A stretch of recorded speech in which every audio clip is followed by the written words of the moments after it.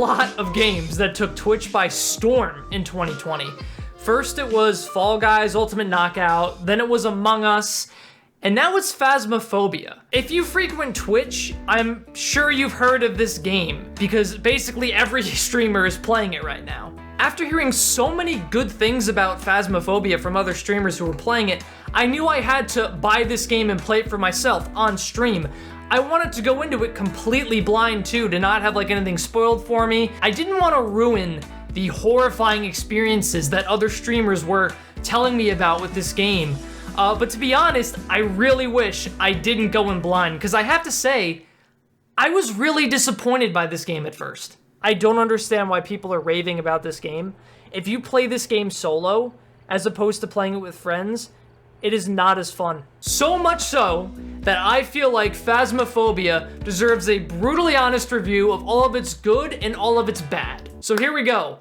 Like we did with Among Us, here is a brutally honest review of Phasmophobia. To start off, my first 3 hours of Phasmophobia were a total nightmare. I started off doing the tutorial because I wanted to, get a feel for the mechanics of the game and, experience the gameplay and get a hang of the gameplay before actually going into a public match, with other people. While I can give this game credit for having a tutorial mode, something that Fall Guys and Among Us doesn't have, I can't say that it's a great one. Before going into this tutorial, make sure that you go to the options menu in the game's first opening screen and look at the controls, because if you don't do that and you go into the tutorial without knowing the controls beforehand, you might be a bit confused like I was. For example, when the tutorial first started, I figured out that I needed to pick up a key inside the truck to unlock the front door of the house, which would allow me to go inside, turn on the television in the house, which would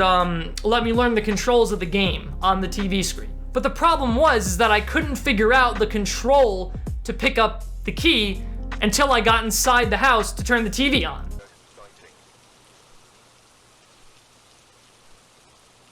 So if the only way to learn how to pick stuff up in the game is to go inside the house, but you can't get inside the house unless you know how to pick up the key, where is the logic in this tutorial at all? Now with that logic in the tutorial, eventually I just had to either look at the key and just press every keyboard button until I figured out which one was the button to pick stuff up, or I had to look it up online, and I eventually just did the latter and I looked at the controls online. I found out, in case you don't know, that the button to pick stuff up in the game is E. E is the button to do that. And which got me inside of the house, and eventually I did turn on the TV and I learned all the controls. About the controls though, I gotta say, the controls for this game are really weird. Like the control to turn your flashlight on is T, not F, and the primary mouse button is right mouse button, not left mouse button. Every game has flashlight as F and the primary mouse button as left mouse button. Why did this game feel the need to invert it? I don't understand. So honestly, I ended up remapping all the controls to actually make sense right after the tutorial, and I honestly suggest that you do the same. In total, I finished the tutorial mode in about 50 minutes, taking my time to really understand the game as much as possible. And at that point, I decided to go right into public matchmaking. This is where the harsh reality of this game set right in for me. Hello there. Hey, can you hear me? Hello? There we go.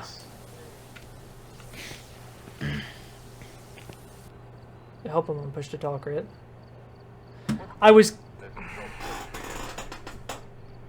At level 1, it doesn't matter if you know how to play the game or not. It does not matter if your mic quality is good or not. It doesn't matter if you have great connection or not. At level 1, you will be kicked from multiple games, multiple times. Yeah, what are those levels? Oh, you're level 1, never mind. I got kicked. I got kicked from the server. I tried for like 30 to 45 minutes on my first day on stream of playing to get into a game, and I couldn't get into a single one on my first day of play at level 1. I was getting kicked over and over and over and over again. What the heck? How do you play with anybody? I've even heard of stories of other people at level 8 getting kicked from games incessantly. So I just want to take a second to address the part of Phasmophobia's gamer base that does this. Just that part of the gamers that incessantly kick people at low level, because it's not all of them. What the f is your problem? Like, honestly, why do you do this? It's not even a competitive game. You can't even D-rank, there's no competitive leaderboards. What is the reasoning behind kicking every lower level person than you? Explain that to me, I don't get it. The mechanics of the game are easy enough to understand if you played the tutorial, if you played at least 2 games in private. You know, I don't feel like I'm gonna be that much better at the game at level 50 than I am at level 7. So how about instead of kicking every single person that isn't level 200 in the game, level 257? How about actually give people a chance to play in public matchmaking? Give them a chance to actually have fun and experience the gameplay. If you're gonna be that picky about who you play with, then play private matchmaking. Play with your friends, invite other people. Don't go in public. The people in this game, man, I can't.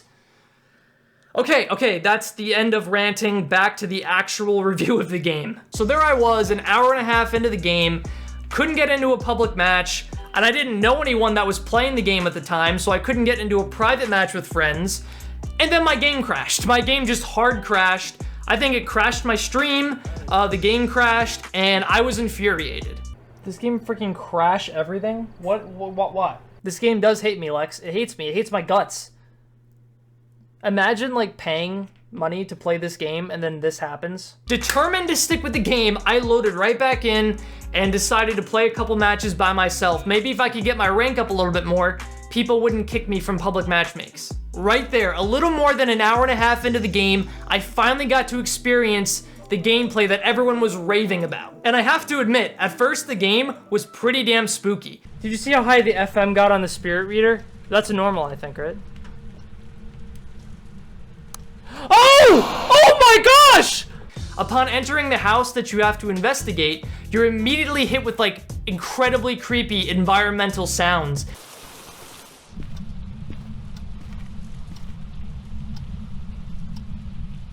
That just spook you to the core and make, you know, your spine shiver and your hair stand on ends. Every second you spend in that house hunting ghosts, you're just terrified that a ghost is gonna start hunting and come find you. Let me out! Let me out! Ghost events can be really terrifying, whether it's a ghost popping up in the middle of the hallway with, you know, creepy music playing in the background, or just a ghost breathing right in your ear. Yeah, there's some spooky moments in this game that will scare you. Oh my god. Hello?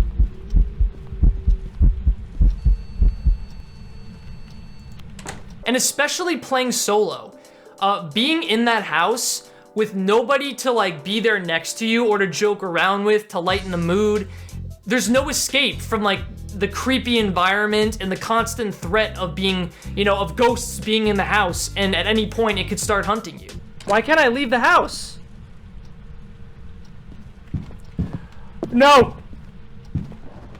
To be honest, solo might be the scariest way to play this game. But that being said, it doesn't mean that playing solo doesn't have a lot of stark limitations, because believe me, it does. The worst limitation is probably that you can't play any of the bigger, more interesting maps in the game that kind of require more people to actually enjoy. For example, you can't play the high school map or the asylum map in Phas because it requires 3 or 4 people because it's so big. If you try to investigate it by yourself, you know, you're not gonna find the ghost quick enough, and you'll probably end up dying irregardless, even if you do find it. As a solo, you can honestly only really play comfortably on the Tanglewood Street map, which is a recommended party size of 1, or maybe the farmhouse maps that, you know, have a 2-person requirement. Those you can kind of play on, and you can get away with, you know, only being solo. You can play them pretty easily. And when it comes to playing on harder difficulties, it's probably impossible to play by yourself. I've never played solo on professional or intermediate, but I can only imagine how freaking hard it would be. I can't say that for sure though, because I've been playing on amateur Tanglewood Street so many freaking times to get my rank up in the game. We gotta do Tanglewood again. until I get to level 2. Then once we get to level 2, I feel like at that point I can actually get into games and they won't kick me. To be able to play professional, because I keep getting kicked from public matchmaking and I can't play it there. Basically, what early game Phasmophobia felt for me playing solo was an absolute grind fest that at first was kind of scary, but eventually became almost unplayable because I had to keep playing the same maps over and over and over again. It wasn't until I hit level 5 or 6 that I actually gave public matchmaking another chance. I still wasn't able to get into a game without being kicked, but I did find that if I hosted a game, and I got the right, players, if I got nice people to play with, they wouldn't leave. They'd stick it out. Yeah, the people on this game, right? Let's go. What's up?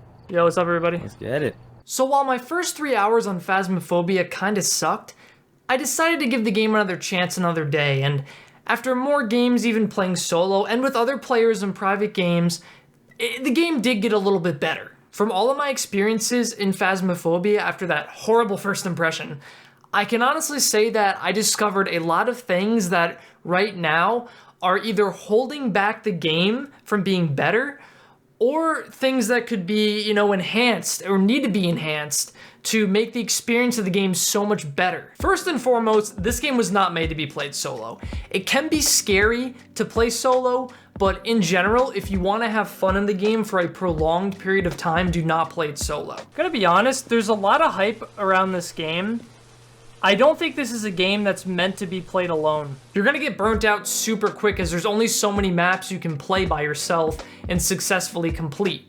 That's just the reality of it. I tried to do the high school map by myself and it was just impossible. It also has god-awful matchmaking. The absolute obnoxious elitism of the, higher level players kicking lower level players because of rank is enough to drive you insane. And in all fairness, I don't think I can completely blame this on players. The game itself creates an environment for players to behave this way. Players should not be hosting servers. Servers should not be based on player hosting.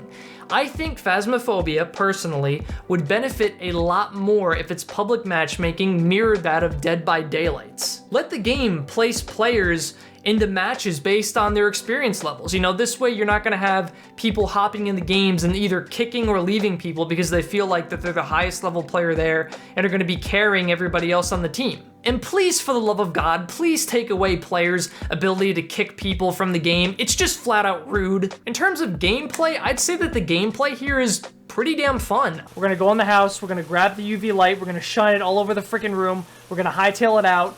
If we see anything, it's a freaking mare, or a wraith. It's a demon! Get out! It's a demon! Oh boy, there was writing in the freaking book. If you didn't already know, Phasmophobia is a ghost hunting game. In the gameplay, you're given several tools that actual ghost hunters use in real life, like EMF meters and spirit boxes, and you use these things to detect ghosts in the house and determine what ghost you're dealing with. You win the match by discovering what kind of ghost is in the house and correctly reporting which ghost is in the house. As you rank up and complete more jobs, you get money from completing those jobs successfully and doing objectives during the gameplay. And you can use this money to purchase more equipment, new equipment, or more of the same equipment. The equipment that you buy, you keep forever unless you die in the house. Any purchased equipment is immediately taken from you if you die inside the house during the ghost hunt. In terms of atmosphere, the atmosphere inside the house paired with the tension of when the ghost starts hunting, it makes for some very, very scary moments. No! But the game isn't just scary, it's also kind of tricky sometimes to discover which ghost it is that you're dealing with in the house. Sometimes on amateur difficulty, lower level difficulties, you can find out pretty quickly, but other times the ghosts can be giving you kind of some trouble. It's not as easy to find out on harder difficulties or bigger maps what kind of ghost you're dealing with. Either way, finding out what ghost you're dealing with in the house that you're investigating presents a fun enough challenge to keep bringing you back match after match. The only big problem I found with gameplay was that when you die in a match, there's nothing really for you to do as a ghost. All you can do as a dead ghost hunter in your ghost form is just wait around for the survivors to either all die themselves, or to find out, you know, what kind of ghost they're dealing with. And that can take 20 to 30 minutes sometimes of just waiting around. You need to give the ghosts something to do, whether it be, you know, just manipulating objects in the environment for comedic effect, just something.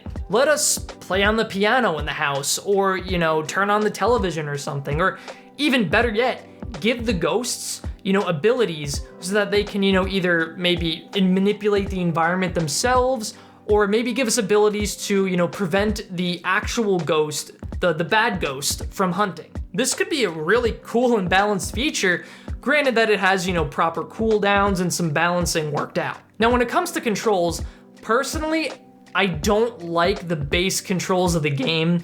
I think that the controls as they exist by default do not make sense at all.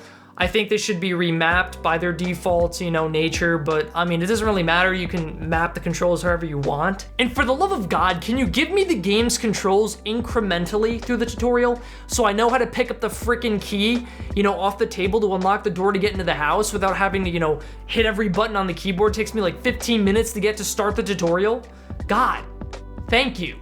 If there was any feature about the game that I don't have any complaints about so far, it's probably the AI. It's just incredible how unique the AI is. For example, there's a feature in the game where if, you know, let's say the ghost is hunting or the ghost is aggravated, and you talk into your mic during that part, even if you don't have your finger on the push to talk button, your mic is hot. The ghost can hear whatever you say as long as your mic is plugged in. So if you're being hunted, do not say a word or the ghost will find you. Helen Wilson, show yourself, Helen. I know you ain't be stepping to me, Helen. Imagine having the guts to actually come out and face me, Helen Wilson. Personally, I think this is something that horror games should explore more. Your mic should always be transmitting sound. Maybe not always to other players, but definitely to the enemies. And there's just several little details about the ghosts that are really interesting, like, you know, the mechanic where if you say the ghost's name, it makes it more angry. Or the fact that if you know, say into your mic certain like key phrases like I'm scared or this is terrifying, the ghost will feed off of that. I have no idea how they managed to work this all out, you know, in the programming, but it's pretty cool. They did a good job. Going back to the scares of Phasmophobia, I kind of want to point this out that it could have been very easy for this game to just deliver cheap jump scare after cheap jump scare, but they actually build tension through atmospheric, you know, sound effects, atmospheric horror. It's not just cheap jump scares. You actually get scared playing this game. There's a buildup of tension. So when you do end up screaming in fear, you know, it's earned. Oh my God. Oh my God. Did you hear that? When sound effects from the ghosts that the ghosts make show up, it's not obnoxious or in your face. You know, it could be very subtle. Did you see that? It might be just random banging on a door or footsteps. You don't know where it's coming from, but if it's loud, you know the ghost is kind of close to you. You can sometimes hear like a guttural, like, you know, growling noise coming from the ghost, and you just know what it means. You know that the ghost is in the room or coming for you. And then as soon as the flashlight starts blinking, you know that it's time to run. There's a lot of things here that, you know, are subtle, and sometimes you don't catch them, and that's honestly like the scariest part about them. So there you have it. That is most of what you need to know about Phasmophobia before you buy it. In terms of whether I can recommend the game or not, I'll just say this. Before you buy Phasmophobia, make sure that you know at least 2 other people that you're comfortable with, that own the game, that will play with you. Because this game is best played in private lobbies with people that you're comfortable with. If you play with people that you don't really know, it's not gonna be as fun as if you're playing with like good friends that you've played with before. When you're playing with strangers, the game just doesn't feel right. It doesn't feel the same. Honestly, I'll say the same thing about Phasmophobia as I said with Fall Guys Ultimate Knockout Season 1. Phasmophobia is it's a fun game with the potential to become even better. But there's just certain things that I mentioned throughout this review that the developers just have to put into the game to make it better. You know, it has the potential to get there, it just has to get there. And then I can say that it'll be a great game, an amazing game. Right now, it's fun, it's good. And at the price point of just $14, I'd say as long as you know people that will play with you, buy the game. Go ahead, buy the game. Other than that though, thank you for watching. Be sure to follow my Instagram. That's Nonsensical Cinemas. I post clips from my Twitch account there and just other updates about the channel. And also follow my Twitch page at twitch.tv/Excalibur Games. That's right, twitch.tv/Excalibur Games. I stream there Mondays, Wednesdays, Fridays, and Saturdays starting at 7 p.m. Eastern Standard Time. It's a lot of fun, so be sure to tune into those. And as always, I'll see you all in the next video. Bye, everybody.